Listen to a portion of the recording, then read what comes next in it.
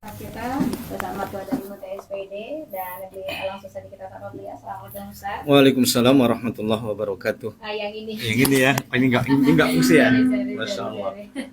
Pantas ada suaranya. Oke, siap. Enggak apa-apa, saya tetap bisa. Iya, oke. Alhamdulillah sehat ya Ustaz ya. Sehat, alhamdulillah, luar biasa. Alhamdulillah, baik. Untuk sore hari ini tema kita tujuan hidup menurut Al-Quran ya. Ya. Sahabat nanti yang ingin bertanya seputar tema atau di luar tema seputar Ramadan ya sahabat boleh Anda ikutan telepon 0811-626-1066, SMS WhatsApp kami terima di 0812-625-1066. Mari kita ikuti sahabat atau dengarkan tausiah pembuka dari Al-Ustaz kita dengan tema tujuan hidup menurut Al-Quran. Terima kasih Mbak Ayrin. Assalamualaikum warahmatullahi wabarakatuh. Alhamdulillahirabbil alamin. Wa wassalatu wassalamu ala asrofil anbiya'i wal mursalin wa ala alihi wa sahbihi ajma'in. Subhanaka la ilma lana illa ma 'allamtana innaka antal alimul hakim. Rabbis shrahli sadri wa yassirli amri wahlul 'uqdatam min lisani yafqahu qawli. Wa qala ta'ala a'udzu billahi minasyaitonir rajim. Bismillahirrahmanirrahim. Wa ma khalaqatul jinna wal insa illa liya'budun. Mabad, segala puji pada Allah Subhanahu wa taala yang telah memberikan kita nikmat iman, Islam, nikmat usia, kesehatan, kesempatan sehingga kita masih bisa bertemu kembali dalam program yang senantiasa membersama kita selama setiap hari di bulan Ramadan, yaitu program Sentuhan Kolbu spesial Ramadan, yang alhamdulillah sore hari ini kita bersama announcer kita Mbak Erin, yang insya Allah tadi tema kita telah disampaikan, yaitu tujuan hidup manusia menurut Al-Quran. Marilah kita mensyukuri segala nikmat yang diberikan oleh Allah dengan kita bersama-sama banyak-banyak meningkatkan takwa kita kepada Allah. Mudah-mudahan kita semua termasuk sebagai orang yang beruntung di hari akhirat. Amin ya rabbal alamin. Salawat salam semoga senantiasa terlimpah tercurah kepada Nabi Muhammad SAW. Allahumma sholli ala sayyidina Muhammad wa ala ali sayyidina Muhammad. Mudah-mudahan dengan kita senantiasa istiqomah meneladani petunjuk daripada Rasulullah, kelak kita adalah umat yang mendapatkan syafaat dari beliau. Amin ya rabbal alamin. Mendengar sentuhan kolbu yang dirahmati Allah Subhanahu wa taala, berbicara tentang tujuan hidup menurut Al-Quran, dengan jelas Allah menyampaikan di dalam ayatnya, yaitu di dalam Al-Quran surah Az-Zariyat surah ke-51 ayat ke-56. Allah Subhanahu wa taala mengatakan, wa ma khalaqatul jinna wal insa illa liya'budun. Tidaklah aku menciptakan jin dan manusia melainkan kecuali untuk mereka agar beribadah kepadaku, kata Allah Subhanahu wa taala. Oleh karena itu, tujuan daripada penciptaan seluruh alam semesta, baik itu di dalamnya adalah manusia, yaitu bertujuan agar bagaimana jin dan manusia itu agar senantiasa beribadah kepada Allah Subhanahu wa taala. Oleh karena itu, makna ibadah ini ada dua. Ada makna ibadah secara umum, ada makna ibadah secara khusus. Makna ibadah secara umum sebagaimana kita ketahui disampaikan oleh para ulama di dalam kitab-kitabnya. Mereka mengatakan ismun jami'un lima yuhibbullahu wa yardohu qolan kana au fi'lan. Segala sesuatu yang dicintai dan diridhoi oleh Allah, baik itu berupa perkataan dan perbuatan, maka itulah yang disebut dengan namanya makna ibadah secara umum. Sementara ibadah secara khusus sebagaimana yang kita ketahui adalah ibadah seperti sholat, zakat, puasa, haji, umroh, dan termasuk diantaranya adalah ibadah puasa Ramadan. Maka inilah ibadah secara umum. Oleh karena itu, manusia dan jin sangat penting untuk beribadah kepada Allah Subhanahu wa ta'ala. Karena memang ibadah ini adalah sebagai sebuah kebutuhan. Bukan saja dia sebagai sebuah kewajiban, tetapi dia adalah kebutuhan kita sebagai makhluk Allah Subhanahu wa ta'ala. Masih banyak di antara kita, pendengar sentuhan kolbu yang dirahmati Allah Subhanahu wa ta'ala, yang beranggapan bahwa ibadah ini baru sebatas kewajiban. Sehingga terkesan kadang-kadang ibadah itu terasa sebagai beban. Kalau kita menganggap bahwa ibadah ini adalah beban, maka dia akan terasa sangatlah amat berat. Namanya beban. Siapa yang ingin dikasih beban? Tentu nggak ada orang yang ingin dikasih beban. Oleh karena itu, sebaiknya kita tidak menganggap bahwa ibadah ini adalah beban. Melainkan dia adalah sebagai sebuah kebutuhan bagi manusia. Karena memang ada satu sisi daripada jiwa manusia ini yang kalau tidak diisi dengan ibadah kepada Allah Subhanahu wa taala, maka akan ada sesuatu ruang hampa yang terasa kosong di dalam diri manusia. Ada satu nilai yang kurang di dalam diri makhluk Allah Subhanahu wa taala kalau dia tidak mau beribadah kepada Allah Subhanahu wa taala. Oleh karena itu, ibadah ini adalah sangat penting. Itulah kenapa di dalam Islam disebutkan bahwa Allah Subhanahu wa taala tidak hanya menciptakan alam semesta manusia dan kehidupan, tetapi Allah juga menciptakan alam akhirat di mana nanti manusia, kita semua akan kembali kepada Allah Subhanahu wa taala untuk mempertanggungjawabkan segala amal perbuatan kita. Oleh karena itu, sebelum kita nanti kembali ke negeri akhirat, maka di dunia ini Allah menempatkan kita, kemudian kita harus beraktivitas, beramal sesuai dengan apa yang Allah perintahkan. Itulah kenapa di kehidupan dunia ini Allah menurunkan berupa syariat Islam, yaitu Al-Quranul Karim sebagai panduan bagi manusia di dalam menjalani kehidupan di dunia ini.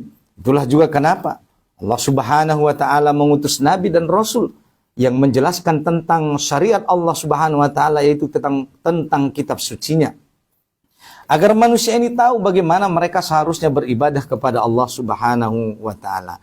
Karena memang beribadah ini ada panduannya yang tidak bisa kita buat-buat.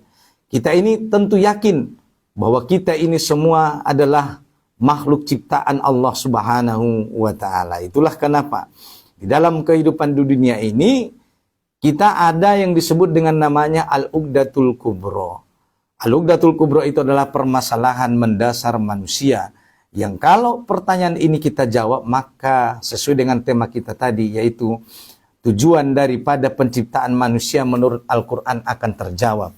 Ada 3 pertanyaan yang harus dijawab oleh hamba-hamba Allah Subhanahu wa ta'ala. Yang pertama, manusia ada, siapa yang menciptakan? Yang kedua, manusia hidup untuk apa? Dan yang ketiga, manusia setelah mati mau kemana? Maka kalau pertanyaan ini terjawab, maka insya Allah tema kita tadi yang berjudul tujuan daripada penciptaan manusia menurut Al-Quran akan terjawab. Selain daripada tadi kita telah menjelaskan bahwa salah satu dari tujuan penciptaan manusia sebagaimana Allah katakan dalam surah Az-Zariyat surah ke-51 ayat ke-56 adalah untuk beribadah kepada Allah Subhanahu wa ta'ala. Maka para ulama menjelaskan segala sesuatu yang dicintai dan diridhoi Allah, baik itu berupa perkataan dan perbuatan, maka itulah ibadah secara umum. Oleh karena itu, perlu kita memikirkan ketika kita ingin berbuat, sebelum kita berbuat, kita harus memikirkan apakah perbuatan itu dan perkataan itu adalah sesuatu yang diridhoi Allah atau tidak.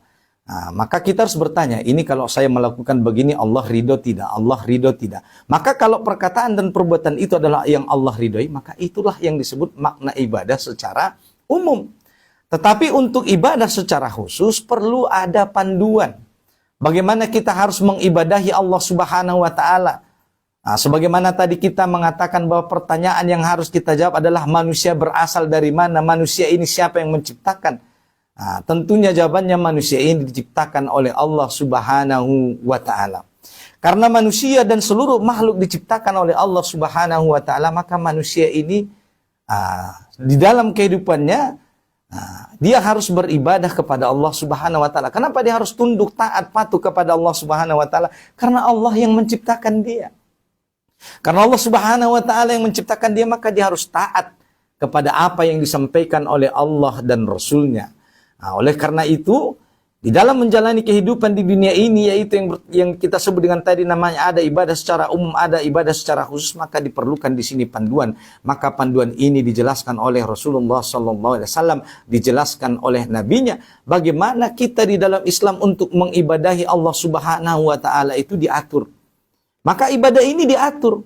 Karena kalau tidak diatur bisa terjadi penyimpangan. Nanti ada orang beribadah dengan menyembah patung, ada orang yang beribadah dengan menyembah api, ada orang yang beribadah dengan menyembah pohon, ada orang yang menyembah benda-benda seperti jembatan, ada orang yang menyembah jembatan. Bayangkan, pendengar sentuhan kolbu yang dirahmati Allah Subhanahu wa taala. Ini terjadi kekeliruan. Kekeliruan dalam makna ibadah. Maka manusia ini fitrahnya adalah dia memiliki naluri beragama, naluri menyembah sesuatu, naluri ingin mengagungkan sesuatu yang lebih daripada dia. Itu adalah fitrah manusia dan hal yang tidak bisa dihilangkan. Oleh karena itu naluri ini adalah fitrah. Nah, cuma permasalahannya kalau naluri ini dibiarkan begitu saja tanpa panduan, maka bisa nanti dia menjadi melenceng dari aturan yang seharusnya. Maka di dalam Islam diajarkan bagi kita, kalau kita ingin beribadah kepada sesuatu yang menciptakan kita yang lebih daripada kita, itulah yang maha segalanya, Allah Subhanahu wa taala, maka kita diperintahkan dengan cara mendirikan sholat. Nah, oleh karena itu kalau kita ingin mengibadahi Sang Pencipta, caranya dengan mendirikan sholat 5 waktu. Dan sholat itu ada waktunya. Tidak bisa kita buat-buat, tidak bisa kita karang-karang sendiri-sendiri, nggak bisa. Karena ibadah itu ada panduannya, ada aturan mainnya, kapan waktunya, bagaimana tata caranya. Maka ini dijelaskan oleh Allah Subhanahu wa taala dan juga dijelaskan oleh Rasulullah sallallahu alaihi wasallam. Oleh karena itu, sebagaimana tadi kita sampaikan bahwa tujuan daripada hidup manusia ini adalah ibadah, maka marilah kita beribadah dengan sesuai tuntunan dan panduan daripada Allah dan Rasulnya. Kenapa? Karena supaya amal ibadah itu diterima oleh Allah Subhanahu wa taala. Bagaimana ibadah kita akan diterima oleh Allah kalau kita beribadah tidak sesuai dengan apa yang Allah perintahkan? Tentu ini akan menjadi masalah nantinya. Bagaimana sholat kita mau diterima, zakat kita mau diterima, puasa kita mau diterima, kalau kita tidak mengerti rukun dan syarat apa yang menjadikan ibadah kita itu diterima oleh Allah Subhanahu wa taala. Bagaimana sholat seseorang bisa diterima misalnya kalau dia tidak tahu apa yang bisa membatalkan wudu, apa yang bisa membatalkan sholat, apa yang bisa menjadikan syarat-syarat supaya sholat itu diterima. Tentunya seseorang harus dalam keadaan suci, tentunya dalam keadaan berwudu. Maka seseorang harus paham apa rukun dan syarat dalam sholat, apa rukun dan syarat yang bisa membatalkan daripada ibadah wudu tersebut. Tentunya ini membutuhkan panduan, dan panduan ini telah dijelaskan oleh Rasulullah Shallallahu Alaihi Wasallam di dalam hadis beliau, di dalam keterangan-keterangan yang telah disampaikan kepada kita umat Muhammad sallallahu alaihi wasallam. Maka ibadah ini tidak bisa dibuat-buat. Itulah kenapa Rasulullah sallallahu alaihi wasallam mengatakan bahwa man amila amalan laisa alaihi amruna fahuwa raddu. Siapa yang beramal dengan satu amalan yang tidak pernah kami contohkan, tidak pernah kami berikan petunjuknya, kata Rasulullah SAW, maka amalan itu adalah tertolak. Maka amalan ini nggak bisa dibuat-buat begitu saja. Oleh karena itu, saya menyampaikan kepada seluruh pendengar Sentuhan Kolbu, berilmulah sebelum beramal. Karena amalan itu tidak akan diterima kalau tanpa ilmu. Ya kan? Makanya hari ini banyak orang beramal, ternyata justru amal yang dia lakukan itu ternyata pahalanya nilainya kecil di hadapan Allah Subhanahu wa taala. Sementara ada amal yang pahalanya besar di hadapan Allah. Nah, sehingga ada orang yang mati-matian mengejar amal, mengerjakan sebuah perbuatan, ternyata nilainya malah kecil. Nah, sementara ada amal yang lain justru ternyata amalnya besar, nilai pahalanya besar kepada Allah Subhanahu wa taala. Maka jangan sampai kita keliru mengejar amal ibadah yang nilainya kecil, tetapi dengan meninggalkan nilai ibadah yang pahalanya besar kepada Allah Subhanahu wa taala. Maka dalam beramal ibadah kita harus disertai dengan ilmu, disertai dengan tuntunan, yaitu haruslah ibadah itu sesuai dengan tuntunan apa yang disampaikan oleh Allah dan Rasulnya. Oleh karena itu, sebagaimana tadi kita katakan bahwa tujuan daripada jin dan manusia diciptakan Allah adalah untuk beribadah, maka marilah kita sungguh-sungguh di dalam beribadah, terutama di bulan Ramadan ini. Karena di bulan Ramadan ini nilai ibadah berlipat ganda. Nah, ibadah yang sunnah saja kalau kita kerjakan selama Ramadan ini sama hampir pahalanya dengan ibadah yang wajib di hari-hari biasa. Maka di Ramadan ini jangan kita meninggalkan ibadah-ibadah yang sunnah. Perbanyak amal-amal ibadah sunnah, perbanyak sholat sunnah duhanya, tahajudnya. Kalau di hari-hari biasa misalnya 2 rakaat duhanya, ini ditambah jadi 4 atau 6. Begitu juga tahajudnya, begitu juga tarawihnya kita kerjakan, qiyamul lailnya, baca Qur'annya juga. Baca Qur'an itu hukumnya sunnah. Sementara mengamalkan isinya adalah wajib. Nah ini salah satu contohnya. Ya kan? Ada orang hari ini dia mengajar yang sunnah tetapi meninggalkan yang wajib. Ya kan sama itu misalnya Mbak Airin, dia tahajudnya tidak pernah tinggal. Tapi sholat subuhnya nggak pernah gitu kan. Ini kan mengejar yang sunnah tetapi meninggalkan yang wajib. Ini keliru. Nah, oleh karena itu jangan sampai seperti ini. Nah, jadi kita harus tahu mana nilai ibadah yang lebih utama. Kalau ada yang wajib, ada yang sunnah, maka tentu yang harus diamalkan pertama adalah yang wajib dulu. Baru kemudian kita mengerjakan yang sunnah. Ya kan? Nah, jangan sampai gara-gara mengajarkan yang sunnah meninggalkan yang wajib. Termasuk misalnya ibu-ibu di rumah tangga ya, pendengar sentuhan kolbu. Contoh misalnya ini, misalnya puasa Senin Kamis, itu hukumnya sunnah. Sementara berbakti kepada suami hukumnya wajib. Makanya di dalam Islam, bagi ibu-ibu yang sudah berumah tangga, kalau mau puasa Senin Kamis, puasa sunnah, apa diperintahkan oleh agama? Kita izin dulu kepada suami. Karena puasa Senin Kamis itu sunnah hukumnya. Sementara taat kepada suami, berbakti kepada suami hukumnya wajib. Maka kalau ada ibu-ibu di rumah tangga yang dia mau puasa Senin Kamis, boleh saja sih sebenarnya sah-sah saja. Tapi jangan lupa izin dulu kepada suami. Kenapa? Karena antara suami istri, suami itu punya kepentingan terhadap istri.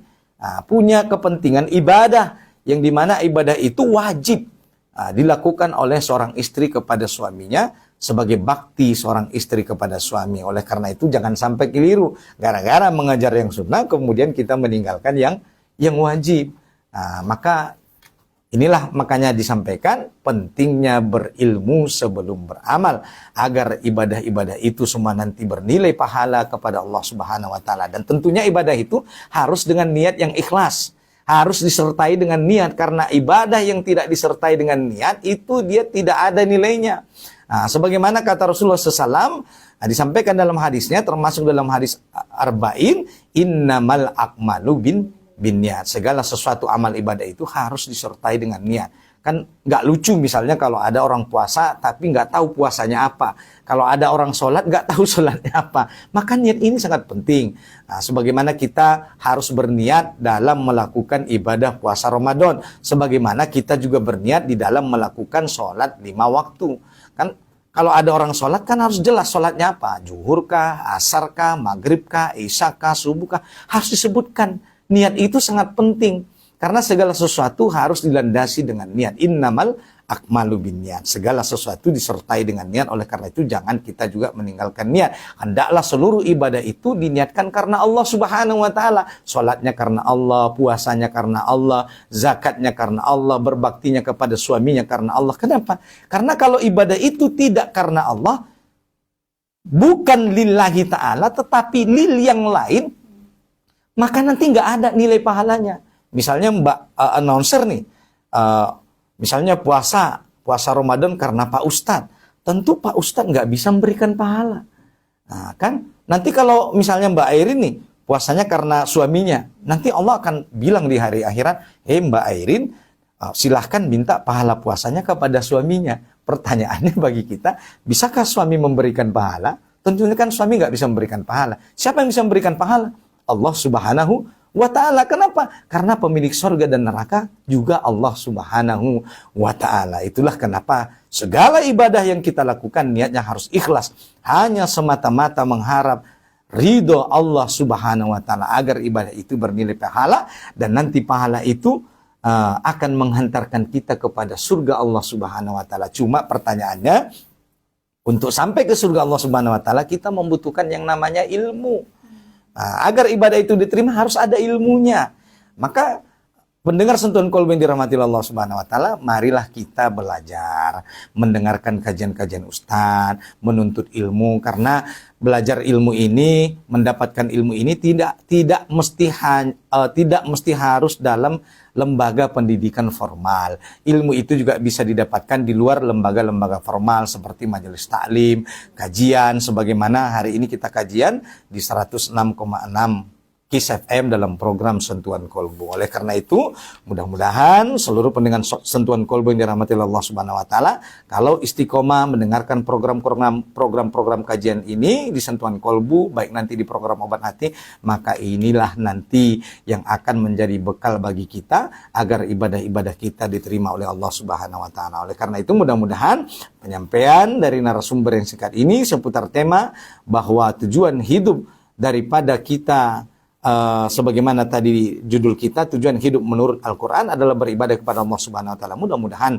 seluruh ibadah kita bernilai amal, bernilai pahala kepada Allah Subhanahu wa taala, dan pahala itu insya Allah kelak akan Allah balas dengan surga, dan termasuk mudah-mudahan kita nanti adalah orang-orang yang beruntung mendapatkan surga Allah Subhanahu wa taala. Amin ya rabbal alamin. Barakallahu fikum. Demikian, wabillahi taufiq wal hidayah. Assalamualaikum warahmatullahi wabarakatuh. Waalaikumsalam warahmatullahi wabarakatuh. Sahabat Dia Studio Total Siap Pembuka kita di sore hari ini ya, dengan tema tadi tujuan hidup menurut Al-Quran. Untuk setiap pertanyaan Anda sahabat Dis nanti akan kita tanyakan yang sudah masuk, dan kami akan kembali pertanyaan sahabat Dis bisa melalui SMS WhatsApp di 812-625-1066. Yang ingin ke telepon sahabat bisa Anda telepon kami nanti di 0811-626-1066. Kami akan kembali sesaat lagi selepas yang satu ini. Tetaplah bersama kami di Sentuhan Kolbu Spesial Ramadan yang disponsori oleh Bank Syariah Indonesia. Ini mic-nya fungsi? Ini mic-nya berfungsi? Enggak ya? Makanya pakai ini. Ini nggak tahu kenapa.